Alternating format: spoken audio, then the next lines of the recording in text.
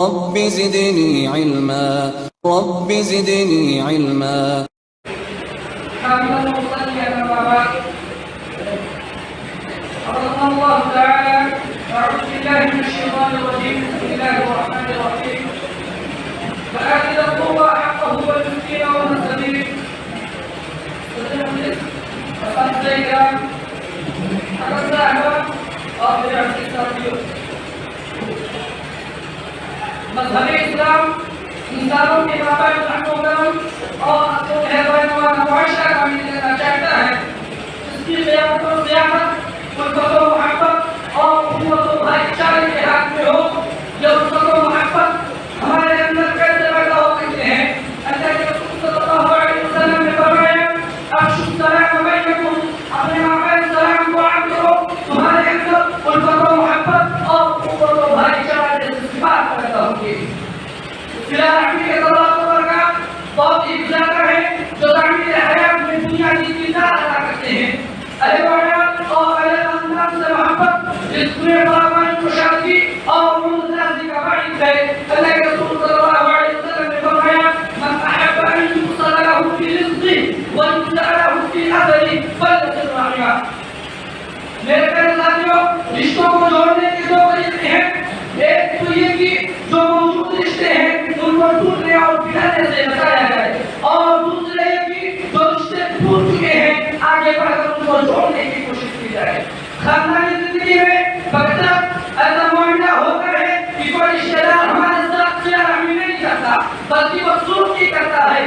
ایسے حالات میں بھی نبی کریم صلی اللہ علیہ وسلم نے ہماری رہنمائی فرمائی ہے کہ ہم ان کے ساتھ صلہ رحمی کریں. دونوں ہی صورتوں میں رشتے دار صلہ رحمی نہ کرے تب بھی ان کا کوئی احترام نہیں چھوڑنا، اور اگر صلہ رحمی کرتے ہیں تب بھی رشتوں کے قدر کا خیال رکھنا ہے.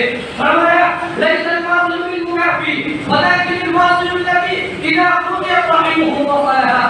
صحیح ہے، اگر ہم بھی ان کی طرح وجوبی طور پر صلہ رحمی کا معاہدہ کریں گے تو یہ بیماری اور گندگی سماج و معاشرہ میں اور زیادہ پھیلے گی. لیکن جب ہم ان کے ساتھ صلہ رحمی کریں گے تو انسان کی طرف سے امید ہے کہ دیر سے ہی صحیح ان کی اصلاح ہوگی اور سماج و معاشرہ میں صلہ رحمی کا فروغ ہوگا. اور اس صلہ رحمی کا حکم نہ صرف ہمارے نبی اور آپ کی امتیوں کو دیا گیا بلکہ ان پیغمبروں میں سے ایک پیغمبر حضرت موسیٰ علیہ السلام اور آپ کی قوم بنی اسرائیل کو بھی دیا گیا تھا کہ وَإِذْ أَخَذْنَا مِيثَاقَ بَنِي إِسْرَائِيلَ لَا تَعْبُدُونَ إِلَّا اللَّهَ وَبِالْوَالِدَيْنِ إِحْسَانًا. اور ہمارے نبی جو امام الانبیاء ہیں ان کو یہ حکم دیا کہ وَآتِ ذِي الْقُرْبَىٰ حَقَّهُ وَالْمِسْكِينَ وَابْنَ السَّبِيلِ. اور آپ کی امت کو یہ کہا: وَاعْبُدُوا اللَّهَ وَلَا تُشْرِكُوا بِهِ شَيْئًا وَبِالْوَالِدَيْنِ إِحْسَانًا وَبِذِي الْقُرْبَىٰ. لہذا ہم پر یہ واجب و ضروری ہے کہ ہم رشتہ داروں کے ساتھ صلہ رحمی کریں، ان کے ساتھ خندہ پیشانی سے پیش آئیں.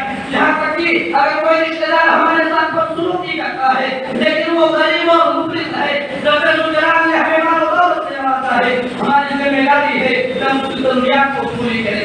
اور اگر ہم ایسا کرتے ہیں تو یقیناً یہ ہمارے لیے بہت ہی بہتر صدقہ ہوگا. اللہ کے رسول صلی اللہ علیہ وسلم نے فرمایا: افضل الصدقہ الصدقۃ علی الرحم الکاشف. میرے بھائیو، اس صلہ رحمی بھی ایک عبادت ہے.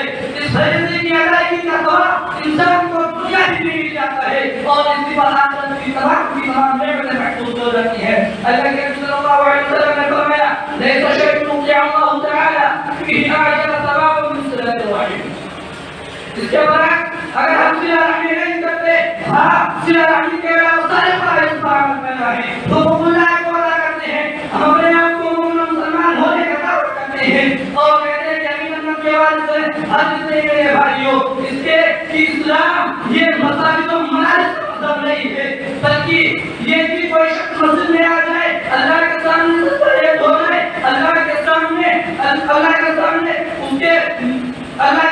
سجدے ہو جائے، اسے جنت مل جائے گی. ہرگز نہیں.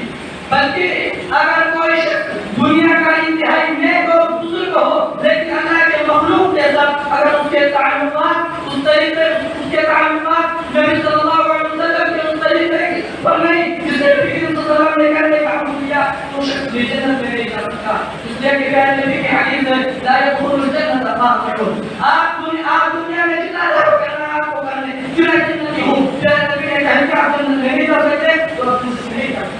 لہذا اگر احساس اور شعور زندہ ہو تو حیثیت مسلمان اس بات پر زور دینے کسی کے لیے دشوار نہیں کہ مسلمان کا سب سے بڑا نقصان یہ ہے کہ اس کی آخر برباد ہو جائے.